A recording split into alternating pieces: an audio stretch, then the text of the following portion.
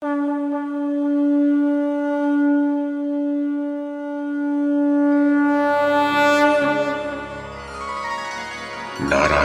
नमस्कृत्य नरं चैव नरोत्तमं देवीं सरस्वतीं व्यासं ततो जयमुदीरयेत्। ओम नमो भगवते वासुदेवाय, ओम नमः पितामहाय, ओम नमः प्रजापतिभ्यः, ओम नमः कृष्णद्वैपायनाय, ओम नमः सर्वविघ्नविनायकेभ्यः।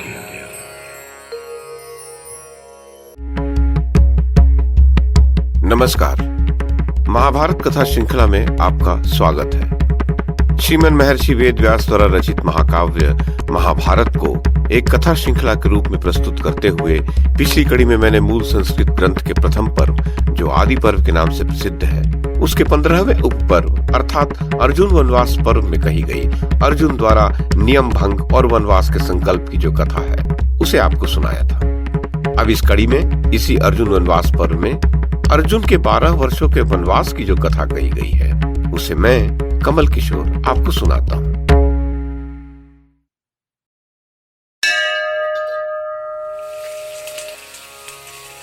वैशंपायन जी कहते हैं, जन्मेजय, अर्जुन के साथ बहुत से वेद वेदांग के मर्मज्ञ, अध्यात्म चिंतक, भगवत भक्त, त्यागी ब्राह्मण, कथावाचक, वानप्रस्थ और भिक्षाजीवी भी चले।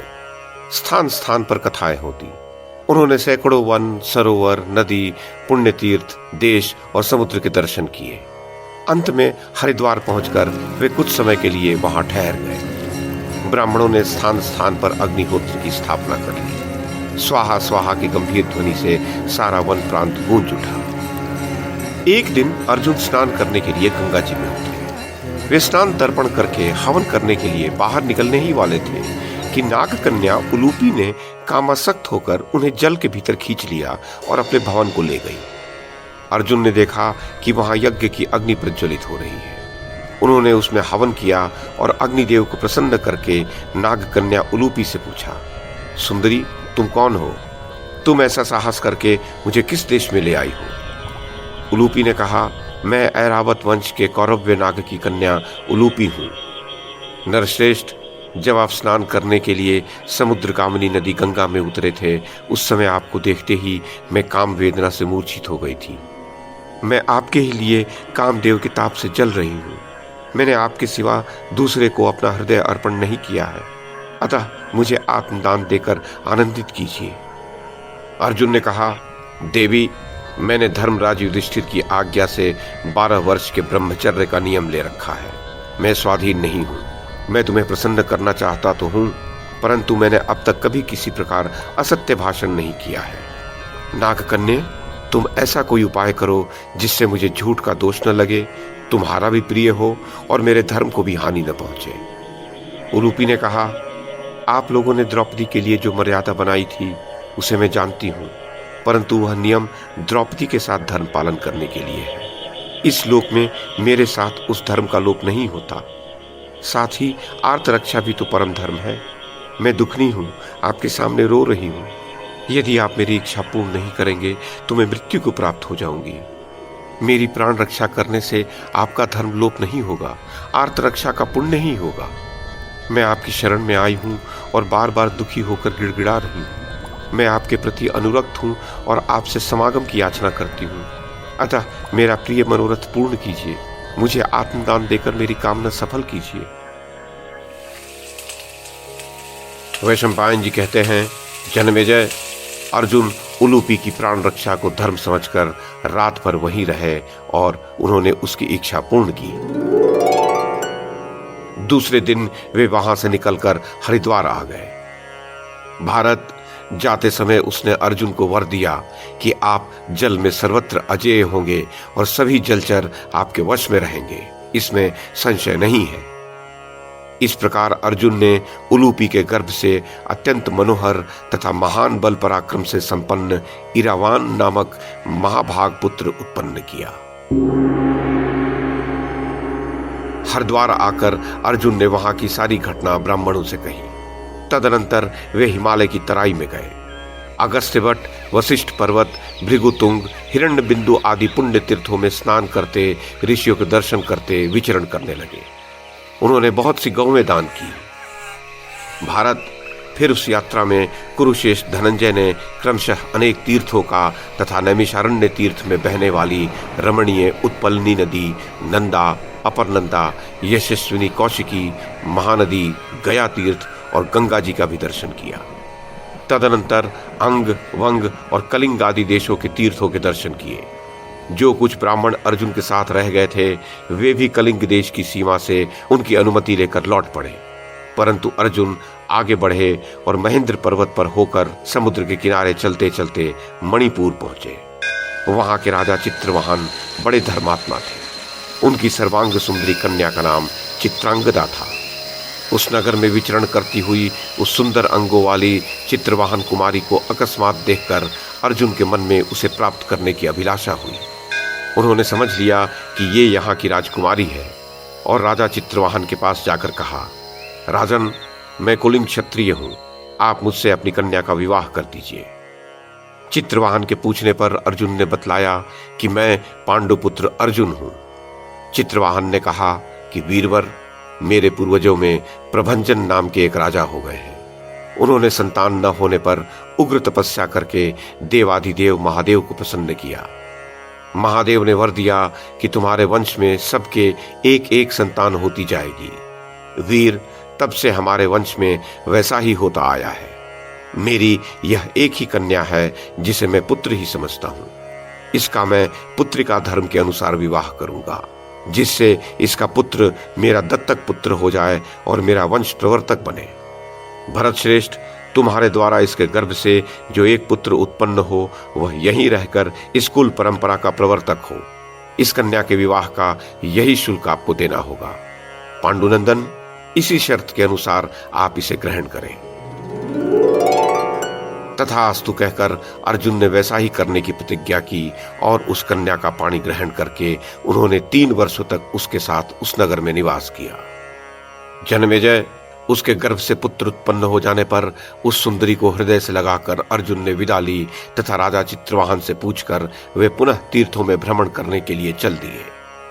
वीरवर अर्जुन वहां से चलकर समुद्र के किनारे किनारे अगस्त्य तीर्थ, सौभद्र तीर्थ, पौलोम तीर्थ, कारंधम तीर्थ और भारद्वाज तीर्थ में गए। उन तीर्थों के पास के ऋषि मुनि उनमें स्नान नहीं करते थे।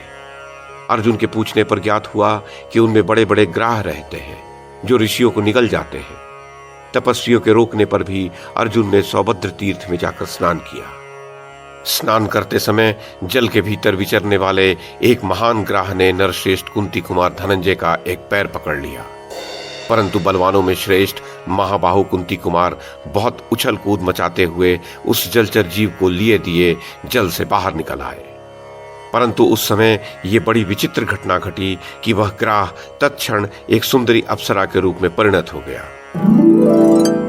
अर्जुन के पूछने पर अप्सरा ने बताया कि मैं कुबेर की प्रेयसी वर्गा नाम की अप्सरा हूं। एक बार मैं अपनी 4 सखियों सौरभेयी, समीची, बुदबुदा और लता के साथ कुबेर जी के पास जा रही थी। रास्ते में एक तपस्वी के तप में हम लोगों ने विघ्न डालना चाहा।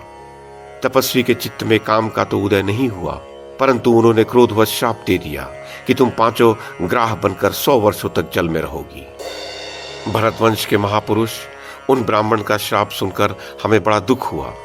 तब हम सब की सब उन तपस्वी की शरण में गई और बोली, ब्राह्मण, हम रूप, यौवन और काम से उन्मत्त हो गई थी, इसलिए यह अनुचित कार्य कर बैठी। आप कृपा पूर्वक हमारा अपराध क्षमा करें। धर्मात्मा पुरुष ऐसा मानते हैं कि स्त्रियां अवध्य बनाई गई हैं, अतः आप अपने धर्माचरण द्वारा निरंतर उन्नति कीजिए। आपको हम अबलाओं की हत्या नहीं करनी चाहिए। वैशंपायन जी कहते हैं, वीरवर, उसके ऐसा कहने पर उन धर्मात्मा ब्राह्मण ने उन सब पर कृपा की। ब्राह्मण बोले, जब जल में ग्राह बनकर लोगों को पकड़ने वाली तुम सब अप्सराओं को कोई श्रेष्ठ पुरुष जल से बाहर स्थल पर खींच लाएगा, उस समय तुम सब लोग फिर अपना दिव्य रूप प्राप्त कर लोगी। तुम लोगों का उद्धार हो जाने के बाद वे सभी तीर्थ इस जगत में नारी तीर्थ के नाम से विख्यात होंगे और मनीषी पुरुषों को भी पवित्र करने वाले पुण्य तीर्थ बन जाएंगे। वर्गा ने आगे कहा, भारत, तदनंतर उन ब्राह्मण को प्रणाम करके अत्यंत दुखी हो हम सब उस स्थान से अन्यत्र चली गईं और इस चिंता में पड़ गईं कि कहाँ जाकर हम सब लोग रहें, जिससे थोड़े ही समय में हमें वह मनुष्य मिल जाए जो हमें पुनः हमारे पूर्व स्वरूप की प्राप्ति कराएगा। भरत श्रेष्ठ, हम लोग 2 घड़ी से इस प्रकार सोच विचार कर ही रही थी कि हमको महाभाग देवर्षि नारद जी का दर्शन प्राप्त हुआ। कुंती नंदन, उन देवर्षि को देखकर हमें बड़ा हर्ष हुआ और उन्हें प्रणाम करके हम लज्जावश सिर झुकाकर वहीं खड़ी हो गई। फिर उन्होंने हमारे दुख का कारण पूछा और हमने उन्हें सब कुछ बता दिया। सारा कुछ सुनकर वे बोले, दक्षिण समुद्र के तट के समीप 5 तीर्थ हैं, तुम सब उन्हीं में चली जाओ, देर न करो। वहां पांडु कुमार धनंजय शीघ्र ही पहुंचकर तुम्हें इस दुख से छुड़ाएंगे। वीर अर्जुन, नारद जी का यह वचन सुनकर हम सब सखियां यहीं चली आईं।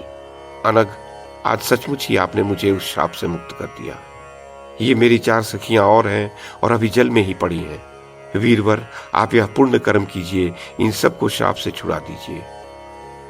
जनमेजय, उलूपी के वरदान के कारण अर्जुन को जलचरों से कोई भय तो था ही नहीं। उन्होंने सब अप्सराओं का उद्धार भी कर दिया और उनके प्रयत्न से वहां के सब तीर्थ बाधाहीन भी हो गए। वहां से लौटकर अर्जुन फिर एक बार मणिपुर गए। चित्रांगदा के गर्भ से जो पुत्र हुआ उसका नाम बभ्रुवाहन रखा गया था। अर्जुन ने राजा चित्रवाहन से कहा कि आप इस लड़के को ले लीजिए, जिससे शर्त पूरी हो जाए। उन्होंने चित्रांगदा को भी बभ्रुवाहन के पालन पोषण के लिए वहां रहने की आवश्यकता बतलाई और उसे राजसूय यज्ञ में अपने पिता के साथ इंद्रप्रस्थ आने के लिए कहकर फिर तीर्थ यात्रा के लिए गोकर्ण क्षेत्र चले गए। गोकर्ण क्षेत्र भगवान शंकर का आदि स्थान है और दर्शन मात्र से मोक्ष देने वाला है। पापी मनुष्य भी वहां जाकर निर्भय पद प्राप्त कर लेता है। जन्मेजय, दक्षिणी समुद्र के उत्तर तटवर्ती तीर्थों की यात्रा करके अर्जुन पश्चिमी समुद्र के तटवर्ती तीर्थों की यात्रा करने लगे। जब वे प्रभास क्षेत्र में पहुंचे तब भगवान श्री कृष्ण को वहां उनके आने का समाचार मिला और उन्होंने उसी समय अपने परम मित्र अर्जुन से मिलने के लिए प्रभास क्षेत्र की यात्रा की। नर और नारायण के मिलने से आनंद की बाढ़ आ गई। दोनों परस्पर गले मिले। कुशल मंगल, तीर्थ यात्रा और उसके कारण के संबंध में विस्तार से बातचीत हुई। कुछ समय के पश्चात दोनों मित्र रैवतक पर्वत पर जाकर रहने लगे। वहां श्री कृष्ण के सेवकों ने पहले से ही सब प्रकार की सजावट एवं खाने पीने, सोने, घूमने की सुविधा कर रखी थी। वहां भगवान श्री कृष्ण की ओर से अर्जुन का राजोचित सम्मान तथा नाना प्रकार से मनोरंजन किया गया। रात को शयन करते समय अर्जुन अपनी यात्रा की बातें सुनाते रहे। तदनंतर वहां से रथ पर सवार होकर दोनों मित्र द्वारका गए। अर्जुन के सम्मान के लिए द्वारकापुरी के उपवन, प्रसाद, मार्ग सब सजा दिए गए थे। यदुवंशियों ने बड़े उत्साह के साथ अर्जुन का स्वागत सत्कार किया और अपनी स्थिति, पद और योग्यता के अनुसार उनका अभिनंदन किया। जन्मेजय, द्वारकापुरी में वे भगवान श्री कृष्ण के निज मंदिर में ही ठहरे और दोनों अनेक रात्रियों में एक साथ ही सोए।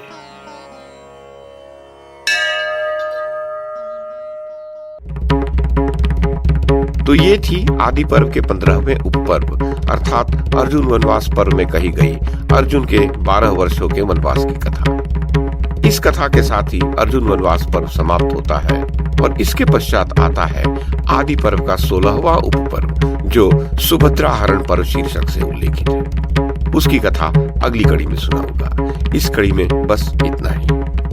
YouTube के माध्यम से महाभारत की कथा को एक श्रृंखला के रूप में प्रस्तुत करने का हमारा ये प्रयास यदि आपको सराहनीय लगा हो तो कृपया इस कड़ी को लाइक और शेयर करें, चैनल को सब्सक्राइब करें और बेल आइकन को दबाएं। साथ में अन्य लोगों को भी देखने के लिए प्रेरित करें। धन्यवाद और नमस्कार।